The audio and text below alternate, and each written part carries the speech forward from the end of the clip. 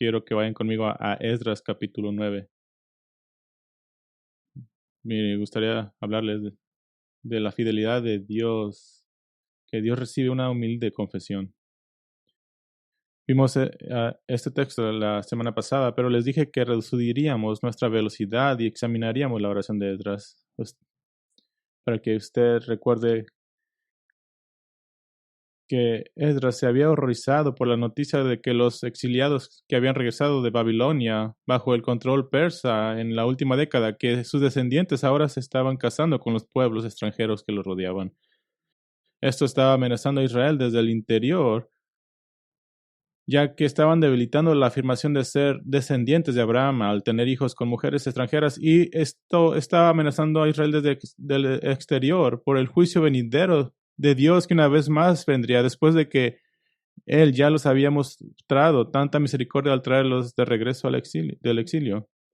Ahora recuerde que hicimos el caso de Malaquías capítulo 2 de la semana pasada, de que no solo nos da la lista de la mayoría de los hombres en el capítulo 10 que se habían casado con esposas extranjeras, también se habían divorciado injustamente de las esposas de su juventud para casarse con ellas. Un acto tan traicionero, una conmoción. Así que Esdras, el líder espiritual de Israel, enviado apenas unos meses antes desde Babilonia para venir a guiar al pueblo de Dios y pastorear en la palabra de Dios, está horrorizado por esta revelación del pecado atroz del pueblo de Dios, de haber violado su estatus privilegiado como el pueblo escogido y purificado de Dios. Y lo peor, en Esdras 9:2 dice que muchos de los líderes de Israel estaban liderando el camino en esta ofensa. Y la vez pasada leímos brevemente la oración de confesión por parte de Esdras que comienza en el versículo 6. Pero esta oración se erige como uno de los ejemplos más asombrosos de una oración en toda la Biblia, y particularmente una oración de confesión, que Esdras no le hace ninguna petición a Dios, simplemente le demuestra una humildad absoluta y reconoce su culpa total. Solo un par de pensamientos preliminares para ayudarlos a guiarnos. Quiero ser claro de que esta no es una confesión de un individuo que busca la salvación. Ese no es el punto de esta oración. Es la confesión de un verdadero adorador genuino que está representando a Israel ante Dios, realmente un ejemplo de intercesión también. Así que Esdras se identifica tan bien con el pueblo de Dios que a pesar de que él personalmente no le fue infiel a Dios, comienza su oración diciendo: Dios mío, estoy avergonzado y confuso para levantar mi rostro a ti. Algo que más considerar, y le estoy diciendo, mi meta para esta noche es que la lección principal que deben sacar esta noche es que la confesión de pecado debe ser una parte regular en tu caminar con el Señor. Y creo que nuestra época no lo es. Y Esdras nos proporciona un ejemplo de alto nivel y alentacionador de una confesión de pecado. Y claro, queremos balancear esto y quiero decir esto. Sí, Romanos 8:1 dice: por tanto, ahora no hay condenación para los que están en Cristo Jesús. Eso no significa, sin embargo, que obtengas un pase libre para actuar como quieras porque tu salvación está segura. Tengan en cuenta la ilustración de Jesús del lavado de pies en Juan 13, cuando le dijo a Pedro que todo el cuerpo no necesita ser lavado, metafóricamente toda la alma del cristiano, solo los pies, lo que significa que el creyente en Cristo está limpio ante Dios judicialmente, pero día a día los pecados, metafóricamente, se pegan a tus pies, donde caminas, y necesitan ser limpiados, no para salvación, sino para comunión. También ten en cuenta que judicialmente ante Dios, legalmente, Salmo 103 dice que tus pecados han sido arrojados tan lejos como el este es del oeste, pero experiencialmente aún no has dejado de pecar. Y cuando pecas, entonces la confesión es debida. Así que esta noche me gustaría caminar a través de 4 propiedades importantes, atributos de una oración de confesión para examinar nuestros corazones, y vamos a caminar a través de 4 propiedades o atributos de una oración de confesión a la par con Esdras. Este registro de oración divina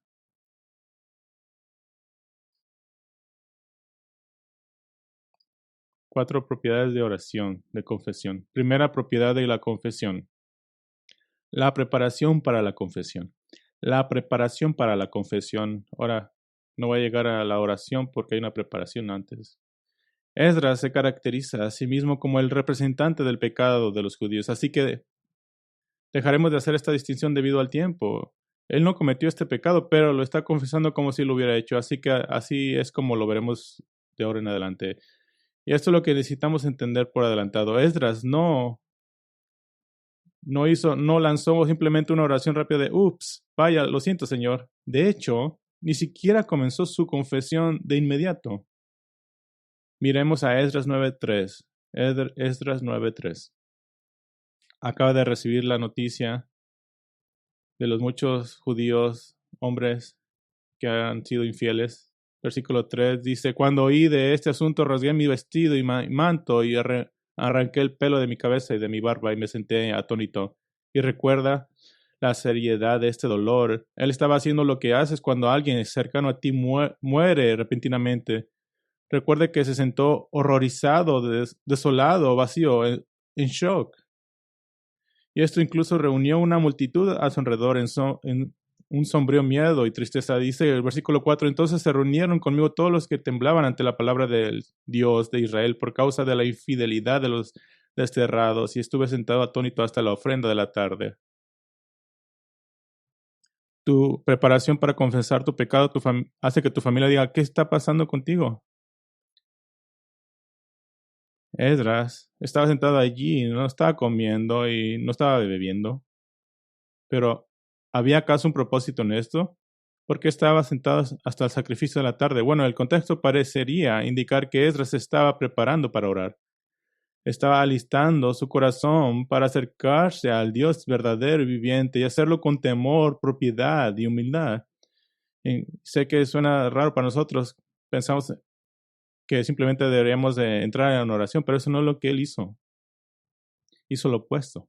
Incluso versículo 5 destaca que Esdras se está acercando a Dios con toda humillación y autodegradación posible. Versículo 5 dice, pero a la hora de la ofrenda de la tarde me levanté de mi humillación con mis vestidos y mi manto rasgado y caí de rodillas y extendí mis manos al Señor mi Dios.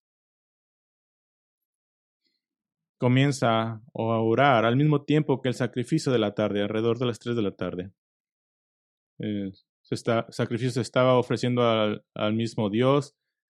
Ha estado ayunando todo el día con total concentración y abnegación. Él ha mostrado exteriormente su dolor interno por el pecado con su ropa rasgada. Ha caído de rodillas, que esa es una posición de total rendición e impotencia. Es lo que hacía alguien que había sido conquistado. Él ha extendido sus manos a Dios en total necesidad y vacío. Esto no es un carismático poniendo sus manos arriba. Esto es poniendo mis manos, Señor, ¿me vas a matar?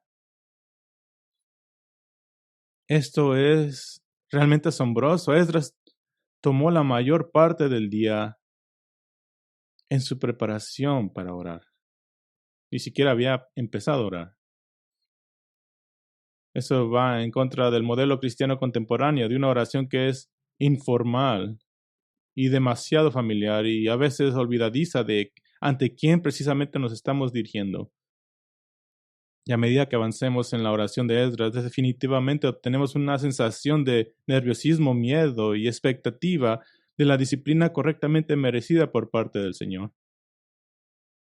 Hay 2 ejemplos para nosotros cuando se trata de una oración de confesión. Primero, Esdras no tomó esto a la ligera. Esto era muy sobrio, serio y temible para él.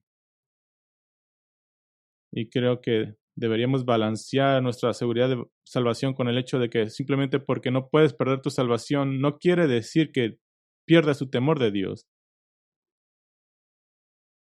En todo caso, la gracia de Dios para salvarte debe aumentar tu temor de Dios al despreciar esa gracia y arrojársela en su cara. Y de hecho, veremos más adelante que esta es una razón importante de la seriedad de Esdras, que acepta que los judíos han hecho alarde y exhibido la gracia y la bondad de Dios ingratamente. Esto nos recuerda la pregunta de Pablo a los cristianos romanos en Romanos 6, 1 al 2, que dice, ¿qué diremos entonces? ¿Continuaremos en pecado para que la gracia abunde? Y Pablo responde su propia pregunta diciendo, de ningún modo. Lo opuesto, por la gracia de Dios deberemos de tener más deseo de obedecer. Esta oración de confesión no fue a la ligera ni rápida. Tenía un aire de seriedad y pesadez. No hay sonrisa, no está tratando de aligerar el estado de ánimo. No está diciendo, oh Jesús, estoy tan agradecido que siempre nos perdonas. No está siendo informal. No está siendo muy familiar. Esdras se acerca a Dios como si estuviera en las mismas cortes del cielo para confesar el pecado ante el trono de Dios. Insto a todos nosotros a adoptar un enfoque mucho más sobrio y serio ante la confesión. Esto lo está haciendo como si estuviera en el cielo con todos los santos y todos los santos, representando una nación pecadora que ha aprovechadose de la gracia de Dios. No es rápido, no es fácil. Así que los insto a todos y a mí mismo a que adoptemos el enfoque más sobrio y serio ante la confesión, no abaratar la gracia de Dios, suponiendo que solo porque estás disfrutando de su gracia en la salvación, de alguna manera el pecado no es tan serio para él. Y regresaremos a eso un momento. Hay un segundo ejemplo de Esdras. Esdras hizo un plan cuidadoso y pensado para esta oración. No fue espontáneo. Sabemos esto por dos formas. Primero que todo, él oró precisamente en el momento del sacrificio de la tarde. Esta era claramente su intención. Estaba orando mientras los sacrificios estaban siendo ofrecidos a Dios. La segunda forma en que sabemos esto es que su oración viene en 4 secciones claras, cada una con una idea prevaleciente presentada en las palabras poéticas y pensadas. Esto no fue una oración espontánea, fue planeada. Esta oración fue pensada y contemplada. Esdras claramente tenía en mente lo que quería decirle a Dios. Muchos de ustedes pueden, cuando necesitan tener una conversación difícil con alguien, incluso pueden escribir algunas notas de lo que les gustaría decir. ¿Por qué? Porque quieren ser claros, no quieren perder ningún detalle.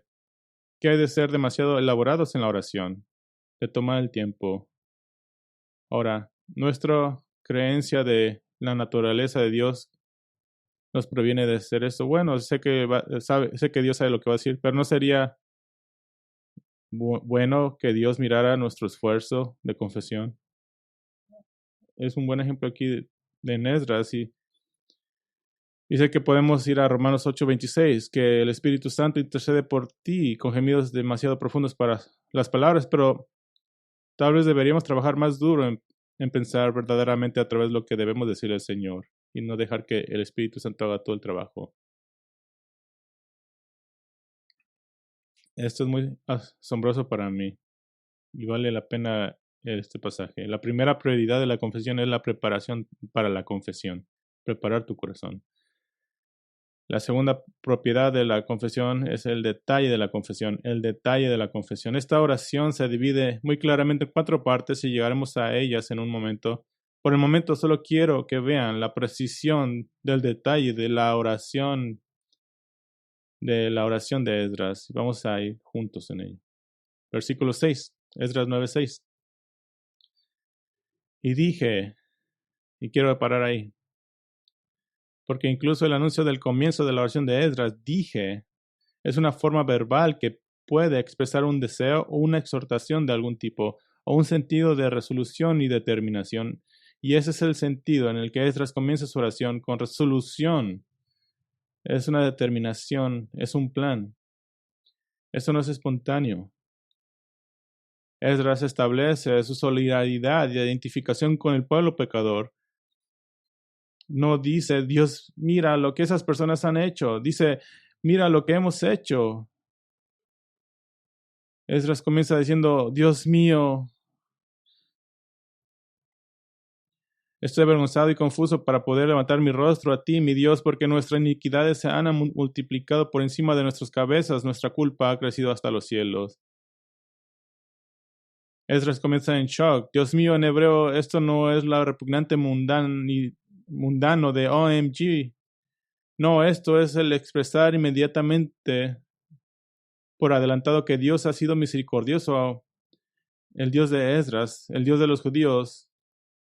Sin embargo, ellos le han respondido mal al casarse con mujeres que trajeron de su malvada idolatría. Estoy avergonzado, deshonrado, he fallado en lo que se esperaba de mí. Estoy avergonzado, dice.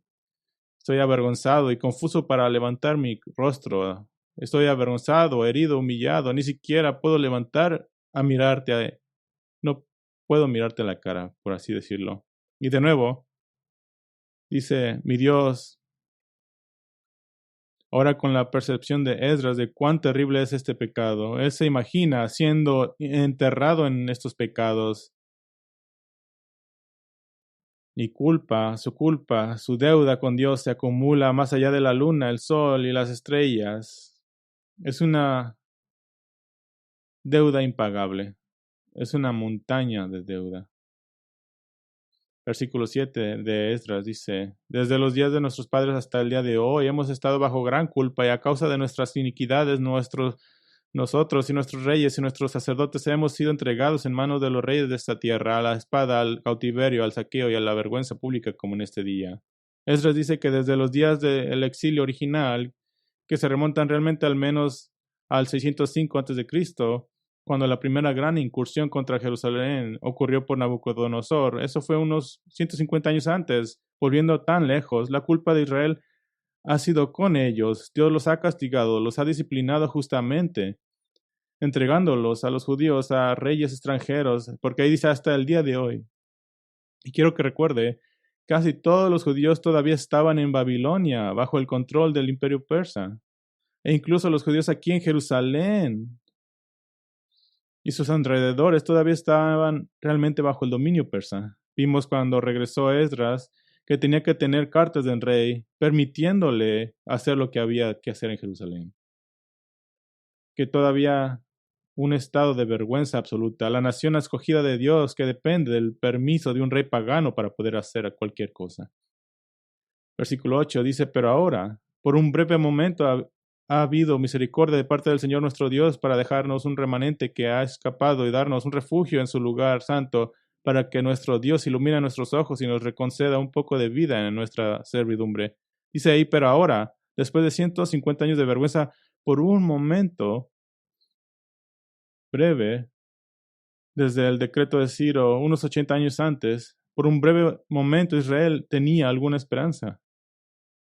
Ahora, si se remonta al principio del fin de Israel como nación, el fracaso del rey Salomón al final de su reino, que espiritualmente puso a la nación dividida en dos bajo su hijo Roboam. Ahora, eso remonta a los días problemáticos de Israel a unos 500 años más o menos. Así que unas décadas eran solo un breve momento. Es un pequeño momento de descanso. Por cierto, fue solo 20 años antes de esta oración, 20 años antes, que el imperio persa, los judíos habían escapado por poco de la aniquilación total como se registra en el libro de Esther.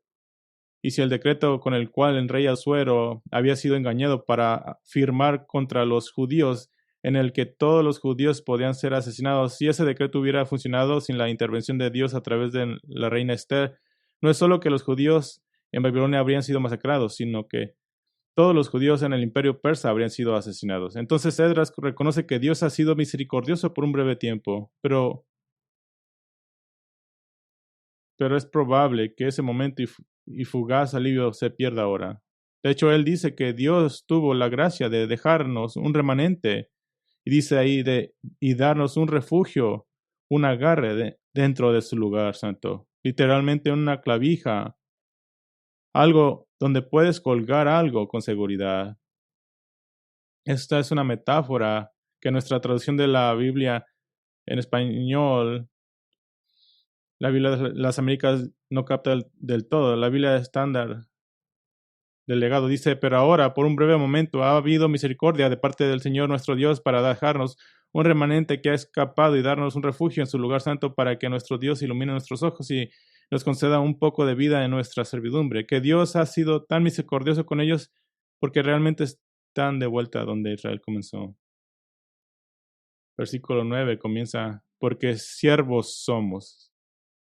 Porque siervos somos. Literalmente porque somos esclavos.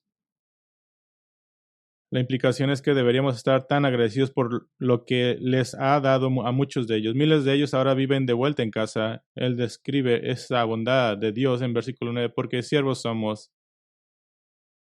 Pero en nuestra servidumbre, nuestro Dios no nos ha abandonado, sino que nos ha extendido su misericordia sobre nosotros ante los ojos de los reyes de Persia, dándonos ánimo para levantar la casa de nuestro Dios y para restaurar sus ruinas y dándonos una muralla en Judá y en Jerusalén. Y obtenemos otra metáfora. La Reina Valera dice, para darnos protección. La Biblia de las Américas dice, revela mejor la metáfora.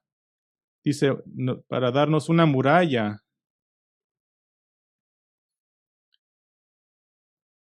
Porque siervos somos, pero nuestra servidumbre, nuestro Dios no nos ha abandonado, sino que nos ha extendido su misericordia sobre nosotros ante los ojos de los reyes de Persia, dándonos ánimo para levantar la casa de nuestro Dios y para restaurar sus ruinas, y dándonos, ahí dice, una muralla en Judá y en Jerusalén. Ahora, note, es probable que esto no hable metafóricamente del camino de la ciudad.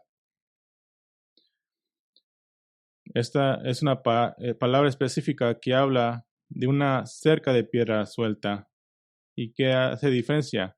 Hace una diferencia porque no pondrías una muralla de piedra, porque todo lo que tendrían que hacer es brincar la muralla. ¿Dónde pones una muralla de piedra? Alrededor de tus viñas, de tu casa, de tu granja. Es una imagen de gozo en el campo.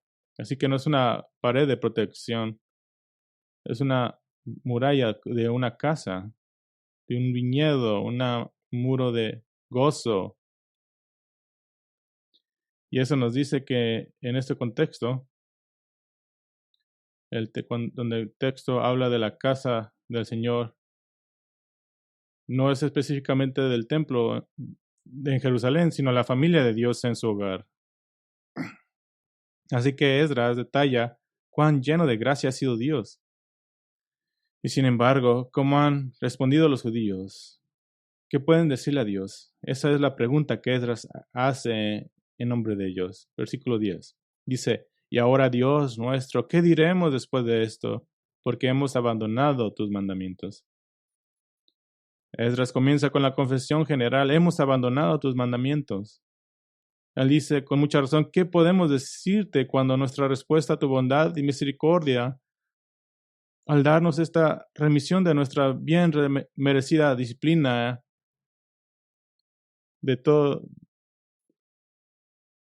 es el ser espiritualmente adúlteros, espiritualmente infieles? ¿Qué podemos decir? Pero no es suficiente. Que Esdras simplemente confiese, hemos abandonado tus mandamientos, amén. No es lo que dice. Ese simplemente es la apertura de su oración. Ahora va en detalle. Versículo 11. Que por medio de tus siervos los profetas nos ordenaste. La tierra a la cual ustedes entran para poseerla es una tierra inmunda, con la impureza de los pueblos de estas tierras, con sus abominaciones que la han llenado de un extremo a otro con su impureza. Paremos ahí por un momento. Note que Esdras dice que este mandamiento ha sido dado por medio de los profetas. La declaración del versículo 11 y 12 es una declaración resumida de lo que muchos diferentes profetas, comenzando con Moisés, proclamaron a Israel. Esos son 1000 años antes. Si tú como padre le ha dicho a uno de sus hijos, te he dicho esto por 1000 años, en este caso es verdad. Los profetas del Antiguo Testamento están llenos de advertencias contra la idolatría. Y la idolatría siempre fue más propensa a cometerse cuando se mezcló con la inmoralidad sexual y los matrimonios mixtos. Recordarán el malvado rey Acab, el rey del norte de Israel, se casó con una reina idólatra extranjera, una mujer que era literalmente la hija de un sacerdote pagano, reino del pueblo cananeo de Sidón, un sacerdote de la diosa Astoret. Se casó con esta y saben su nombre. Nadie ha puesto ese nombre a su hija, Jezabel, y fue su influencia la que llevó a la idolatría nacional en el tiempo de Elías. Así que Ezra le dice a Dios, nos advertiste repetidamente sobre la tierra en la que estábamos a punto de entrar. Pero luego se vuelve más específico acerca de lo que los profetas les advirtieron continuamente. Versículo 12. Dice, ahora pues, no den sus hijas a sus hijos, ni tomen sus hijas para sus hijos, y nunca procuren la paz de ellos ni su prosperidad, para que ustedes sean fuertes y coman lo mejor de la tierra y la dejen por heredad a sus hijos para siempre. Muchas veces Dios ha dicho durante mucho tiempo que la morada pacífica y próspera de la tierra depende de su fidelidad al pacto. Se lo ha dicho literalmente por 1000 años. Así que Esdras resume la palabra de Dios a través de los profetas durante los últimos 1000 años. 2 cosas acerca de estas personas malvadas que lo rodeaban. No te mezcles con ellos. Y nunca busques su paz y prosperidad. ¿Qué quiere decir eso? No quiere decir que los trates mal. Nunca busques su paz y prosperidad. Significa no te preocupes por complacerlos a ellos más que por complacerme a mí. O como lo pondríamos en términos del Nuevo Testamento, 1 de Juan 2, 15 al 17, no amen al mundo ni las cosas que están en el mundo. Si alguien ama al mundo, el amor del Padre no está en él, porque todo lo que hay en el mundo, las pasiones de la carne, la pasión de los ojos y la arrogancia de la vida, no provienen del Padre, sino del mundo. Y el mundo pasa y también sus pasiones, pero el que hace la voluntad de Dios permanece para siempre. Y quiero dar una ilustración extendida de lo que está pasando aquí, algo de lo que estamos muy familiarizados, que incluso en el evangelicalismo, en los últimos años, ha habido un enorme movimiento para complacer a los incrédulos, presentándoles una agenda radical woke o progresista de tratar de arrepentirse como personas de las cosas hechas en generaciones pasadas, que debemos arrepentirnos ante el mundo. Primero que nada, ellos no hablan de arrepentirse ante Dios.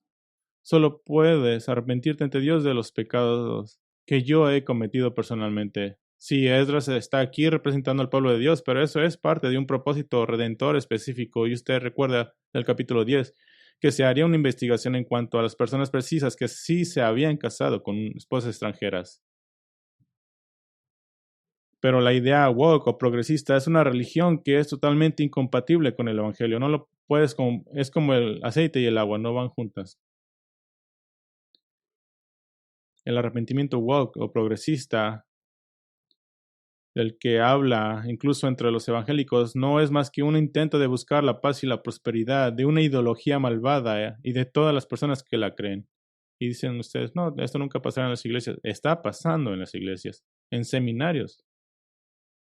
El Seminario Teológico Bautista del Sureste, en Texas, una institución con una larga y distinguida historia de capacitación de pastores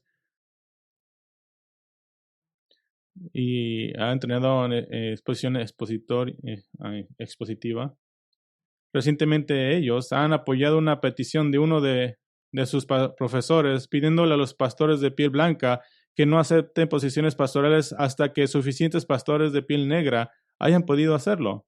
Esta es una idea mundana, impía, sin ningún apoyo en las escrituras, literalmente diciendo que los hombres que han sido entrenados no sean pastores hasta que se llenen los puestos de gente de color negro. Pero cuando uno de los profesores más distinguidos, un erudito y profesor bien entrenado en la área de teología y predicación expositiva, criticó esto, él fue despedido,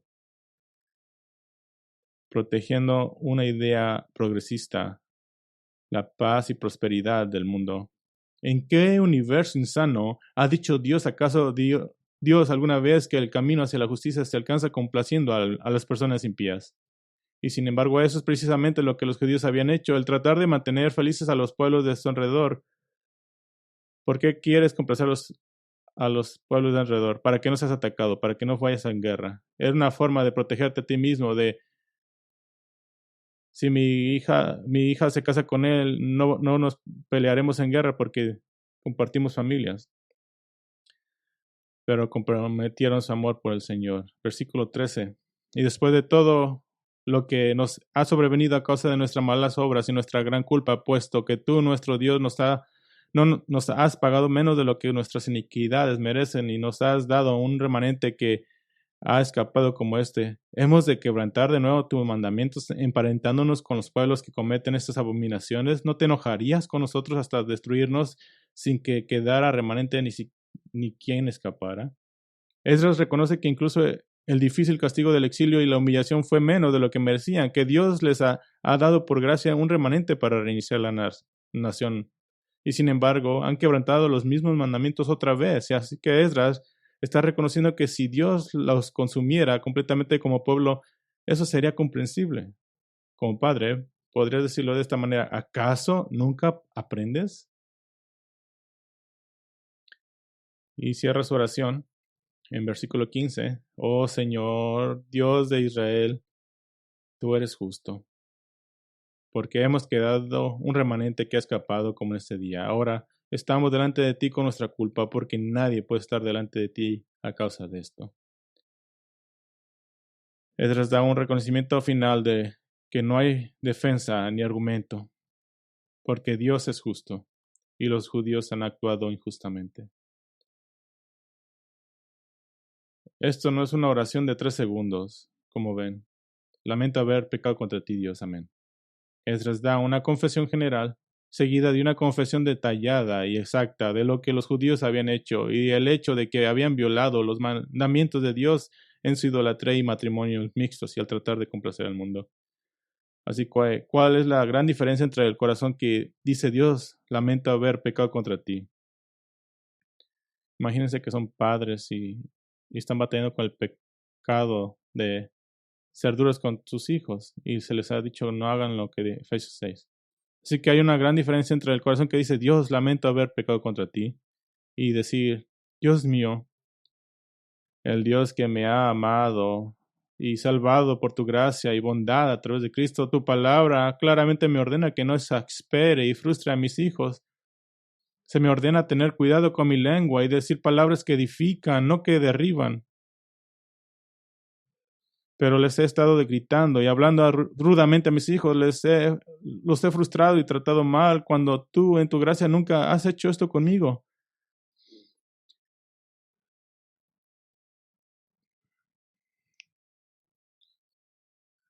Y aunque la escritura tiene innumerables mandamientos contra el uso pecaminoso de mi lengua, he ignorado esto y he tomado la decisión consciente de pecar contra ti. Que aunque estoy lleno con el Espíritu de Dios y tengo la palabra de Dios, los mandamientos de Dios, lo he tirado a la basura y he creído que sé mejor y he tomado el control.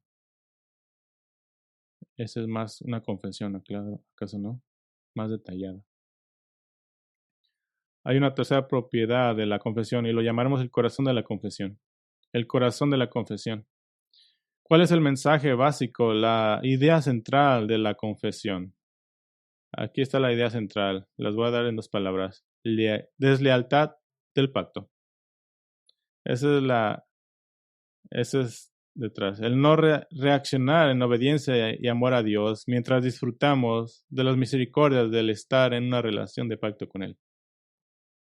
Quiero darles 4 partes que expresan esta deslealtad del pacto. Este es el corazón de la confesión. Esto es lo que es la confesión. Son 4 partes. Número 1, soy totalmente culpable. Soy totalmente culpable. Y lo repetiré. Número 2, me merezco tu disciplina. Me merezco tu disciplina. Número 3, he sido leal al pecado. He sido leal al pecado. Y número 4, he sido desleal ante ti. He sido desleal ante ti. Soy totalmente culpable. Me merezco tu disciplina. He sido leal al pecado y he sido desleal ante ti. Y esta oración de Esdras está claramente dividida en 4 secciones y cada sección identifica una idea central. De hecho, lo hace así a través de su estructura literaria. Definitivamente 3 de las 4 secciones tienen una estructura que se llama quiástica, una estructura concéntrica, que es una especie de espejo en la que las partes anteriores del centro y después del centro se reflejan entre sí temáticamente, y el centro de la estructura nos dice la idea principal. La parte 1 se encuentra en el versículo 6 y 7. Empieza en el versículo 6, estoy avergonzado, y termina en el versículo 7 con vergüenza pública. Estas son secciones de espejo típicas de una estructura quiásica.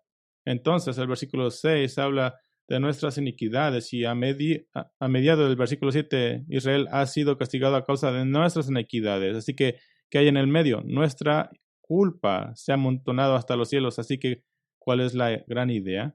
Soy totalmente culpable. Parte 2 se encuentra en el versículo 8 y 9. Versículo 8 da una metáfora. ¿Recuerdan la estaca? La retención segura. Versículo 9 termina con una metáfora, la protección del muro en Judea y en Jerusalén. Esa es la primera imagen de espejo. Versículo 8 habla de Dios dando un poco de revivamiento en un tiempo de alivio. El versículo 9 habla de Dios que concede algo de revivamiento. Entonces, al final del versículo 8 habla de nuestra esclavitud y la segunda oración en el versículo 9 habla de nuestra esclavitud. Entonces, tienes metáforas de seguridad, un poco de revivimiento y nuestra esclavitud. ¿Y qué en medio? Porque somos esclavos, versículo 9. La idea principal es que merezco tu disciplina, merecemos ser esclavos, merezco tu disciplina. Esdras nunca insinúa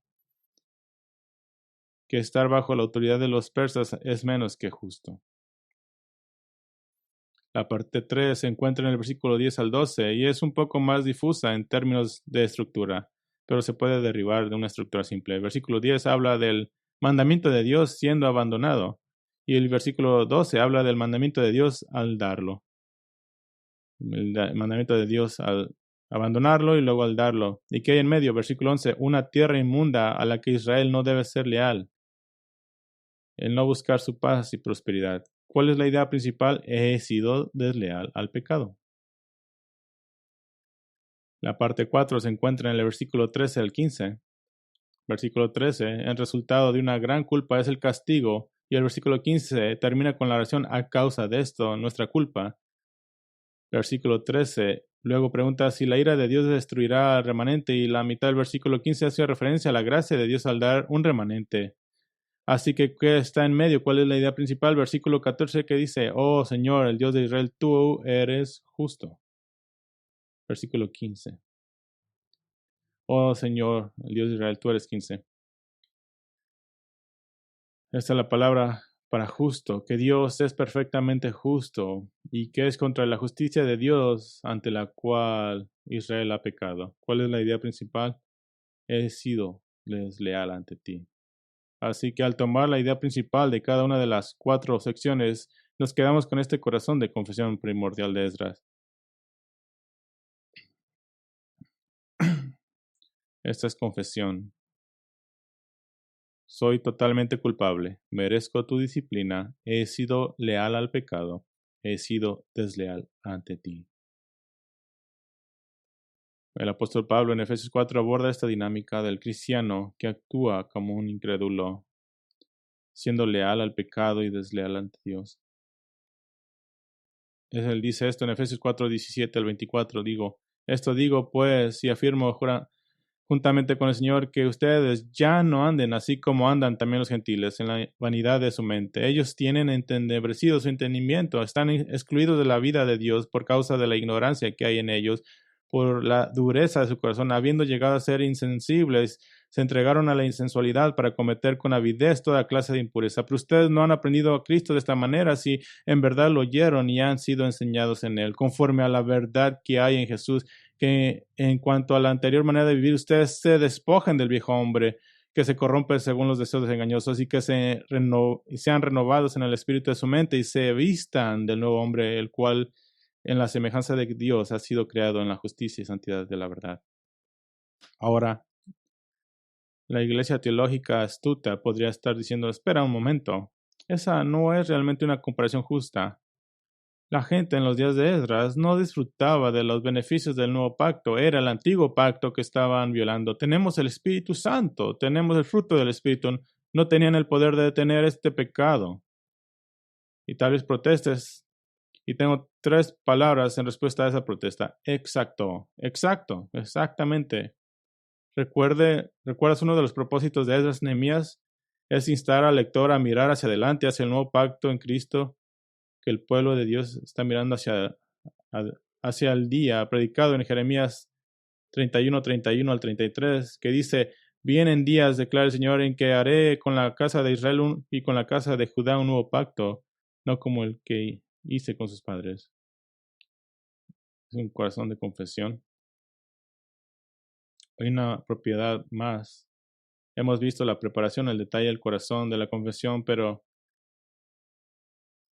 me gustaría terminar prácticamente porque tal vez estás preguntándote, ¿cómo oro una oración de confesión? ¿Cómo lo hago? Y la última propiedad la llamaremos los temas de la confesión. ¿Cuáles son los temas generales en esta oración? ¿Cómo puedo aprender a orar con esta sobriedad y claridad de confesión ante el Señor? Bueno, podríamos identificar 6 temas principales en esta oración y estos están presentes, se repiten una vez y otra vez. Entonces, si estos están presentes, tú también puedes orar como Esdras. Primero el tema, Dios. Dios es el tema principal. Dios mío, Dios mío. Versículo 8, el Señor nuestro Dios, nuestro Dios. Versículo 9, nuestro Dios, nuestro Dios. Versículo 10, nuestro Dios. Versículo 13, nuestro Dios. Versículo 15, oh Señor, el Dios de Israel, eres justo. Y tenemos que comenzar ahí porque confesión de pecado es acerca de la ofensa ante Dios, no tanto de lo mal que te sientes, aunque esa es una consecuencia natural. La confesión no es acerca de, oh Señor, me siento mal por esto o lo otro. No, la confesión no es acerca de ti, es acerca de Dios. Y que le has aventado su gracia en su rostro. Que Dios es el que está ofendido. Dios es el primer tema. El segundo tema es el pecado.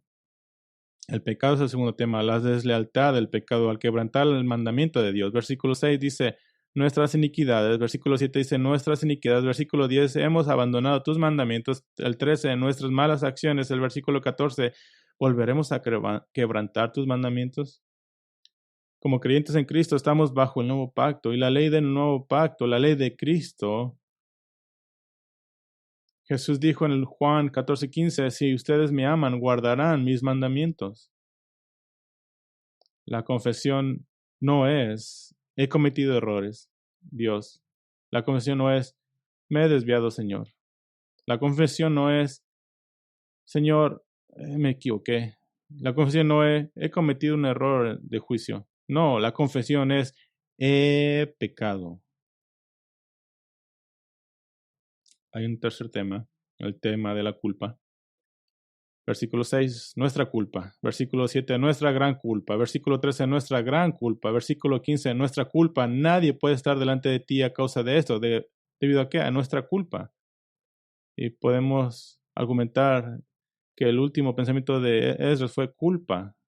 Ahora, déjame corregir un concepto erróneo. La culpa no es no es el sentimiento que tienes cuando pecas.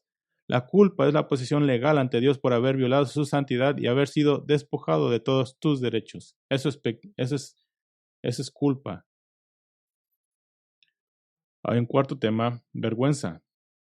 Vergüenza. Esto no aparece tan a menudo como los otros temas, pero resalta el comienzo mismo de la oración. Versículo 6 dice, estoy avergonzado y confuso para poder levantar mi rostro. Y versículo 7 dice, nuestra vergüenza pública. ¿Qué nos dice eso?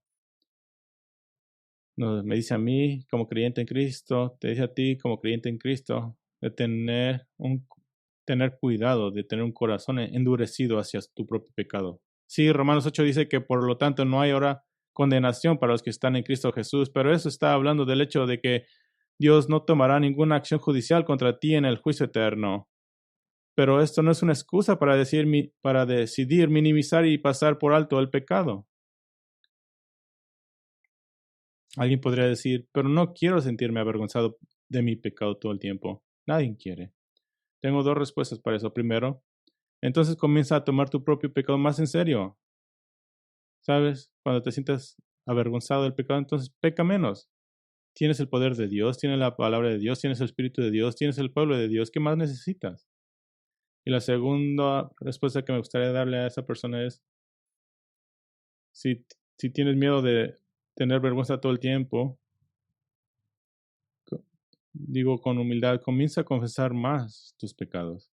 Porque, ¿qué hace la confesión? La confesión elimina la vergüenza, la quita. O si, o si, o si lo pongo de esta forma, deja que Jesús te lave los pies a cada día. Hay un quinto tema, testimonio. Y pensarías, bueno, no es suficiente que ya hablemos de pecado y culpa y vergüenza. La misión fallida de presentar al mundo un testimonio fiel de cómo es un seguidor de Dios. Miren conmigo al versículo 1, Esdras 9:1. Dice, acabadas estas cosas, se me acercaron los príncipes y me dijeron, el pueblo de Israel, los sacerdotes y los levitas no se han separado del pueblo de las tierras y sus abominaciones. Y da una lista de los cananeos, hititas, fereceos, jeuseos, amonitas, moabitas, egipcios y amorreos. Ahora, te he leído esta lista para señalar algo.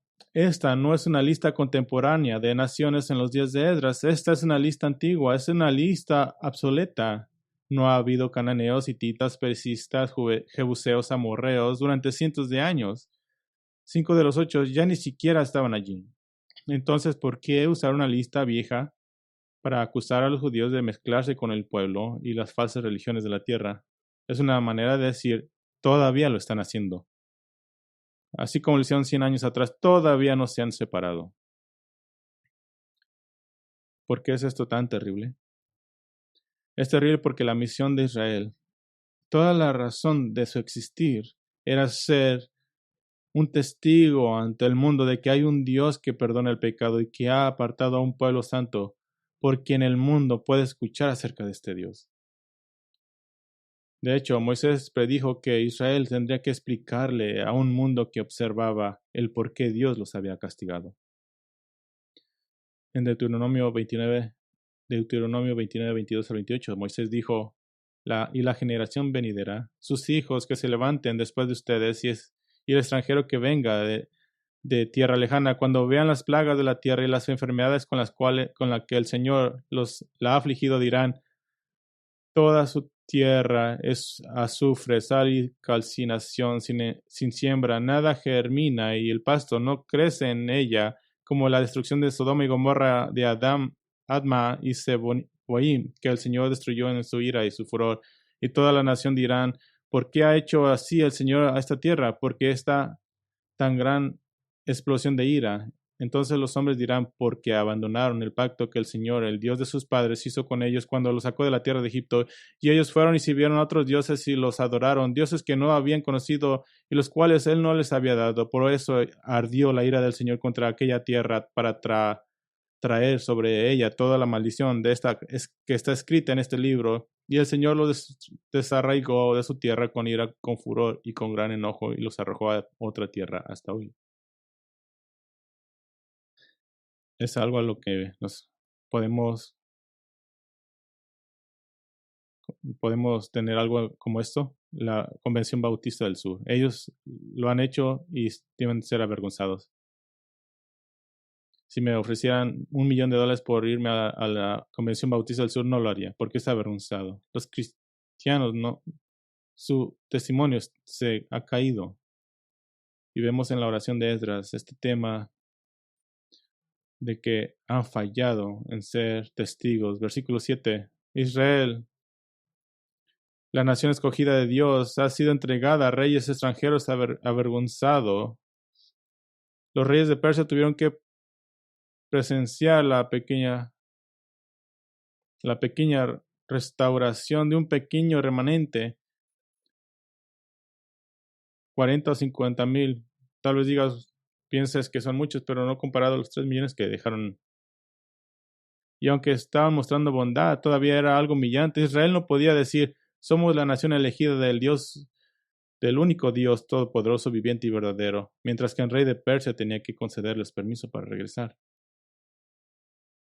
El versículo 12, el mandamiento de Dios no busca la paz ni la prosperidad de las naciones circundantes. No significa no tener preocupación por ellos, sino más bien ser en reino de los sacerdotes para guiarlos a Dios. En cambio, Israel se hizo como ellos, en lugar de alentar a esas naciones a buscar al Dios verdadero y viviente. Eso es algo serio. El tema de Dios, pecado, culpa, vergüenza y un testimonio fallido. Pero hay un tema más que está incrustado en la oración pero claramente está aquí el tema de la gracia de Dios. El tema de la gracia de Dios. Hasta aquí. Al versículo 8. El favor del Señor ha sido concedido. Versículo 8. Un remanente preservado del pueblo de Dios. Versículo 8. Dios ha iluminado sus ojos. Versículo 8. Dios ha concedido un poco de avivamiento. El versículo 9. Dios no nos ha abandonado. Versículo 9. Dios ha extendido su amor inquebrantable, su amor gesed, su bondad amorosa y su favor misericordio. Dios. Versículo 9. Se les concedió algo, avivamiento, una estaca. Versículo 9, un muro como un muro de viñedo en regreso a su hogar y su país. Versículo 13, Israel fue castigado menos de lo que sus pecados merecían y se les dio un remanente. Versículo 15, nos queda un remanente todavía. Tanta gracia. Ahora ahora Esdras, dijimos que Esdras no pidió nada, pero hace referencia a la gracia de Dios. Es una oración muy inteligente. Qué gran ejemplo de tomar de Esdras. No hizo ninguna petición directa, pero hay una implicación. El, el versículo que dice que si consumirá todavía su remanente. Es una pregunta. ¿Consumirás a todo el remanente? Esdras sabía la respuesta. La respuesta es una respuesta llena de gracia. La respuesta está en Génesis 17. No tiene que ir ahí, pero Dios le dijo a Abraham: te haré fecundo en gran manera, y de ti haré naciones, y de ti saldrán reyes. Estableceré mi pacto contigo y con tu descendencia después de ti por todas sus generaciones, por pacto eterno. Por pacto eterno, dice ahí, de ser Dios tuyo y de toda tu descendencia después de ti, y te daré a ti y a tu descendencia después de ti la tierra de tus peregrinaciones, toda la tierra de Canaán, como posesión perpetua, y yo seré su Dios. ¿Ves? Incluso cuando Israel es culpable de deslealtad ante el pacto, Dios nunca lo será. Y aunque puede disciplinar a niveles masivos, nunca abandonará su promesa a Abraham. Y tengo que creer que Esdras era un experto en el Torah, la ley de Dios. Sabía Génesis. Así que cuando le pregunta a Dios, ¿nos abandonarás, nos destruirás? La respuesta es no. Así que no hay petición, pero hay un recordatorio de su fidelidad. Y para ustedes como creyentes del nuevo pacto, ¿qué debe incluir su confesión? Hay mucho más que puede incluir nuestra confesión. Debe incluir el conocimiento del nuevo pacto, de que tiene garantizado el perdón y la restauración de la relación con el Señor. Debe incluir Hebreos 4:16. Por tanto, acerquémonos con confianza al trono de la gracia para que recibamos misericordia y hallemos gracia para la ayuda oportuna. Debe incluir 1 Juan 1:9. Si confesamos nuestros pecados, Él es fiel y justo para perdonarnos y para limpiarnos de toda maldad. Qué gran, maravillosa gracia de Dios. Pero nunca cometan este error. Nunca pienses que de alguna manera Dios está menos enojado con el pecado en la era de la iglesia de lo que estaba en los días de Esdras. Sí, a través de Cristo, el perdón es siempre tuyo, incluso en medio de la severa disciplina que el Señor pueda traer. Pero cuando te confieses, nunca te confieses como si el pecado fuera fácilmente perdonado o como si tu pecado no fuera gran cosa. Nunca nunca olvides que tu perdón le costó la vida al al Señor Jesucristo. Definitivamente se te permite pedir perdón y de hecho como cristianos se nos garantiza el perdón judicial, pero no se apresure a través del proceso de enfrentar la realidad del pecado.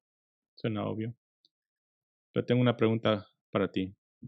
¿Cuándo fue la última vez que te preparaste para confesarte ante el Señor y luego te tomaste un tiempo para hacerlo?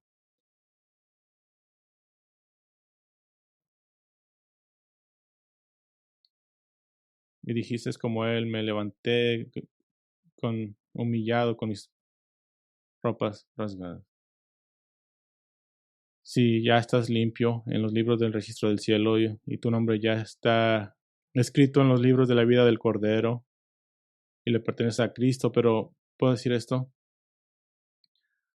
¿Ha Cristo lavado tus pies diariamente? Bueno, haz que Cristo te lave los pies diariamente. Oremos. Padre nuestro, no sé cómo podría predicar este mensaje sin el poder del Espíritu Santo, la seguridad que tenemos en Cristo, que el Señor sabe, conoce a los suyos y los llama,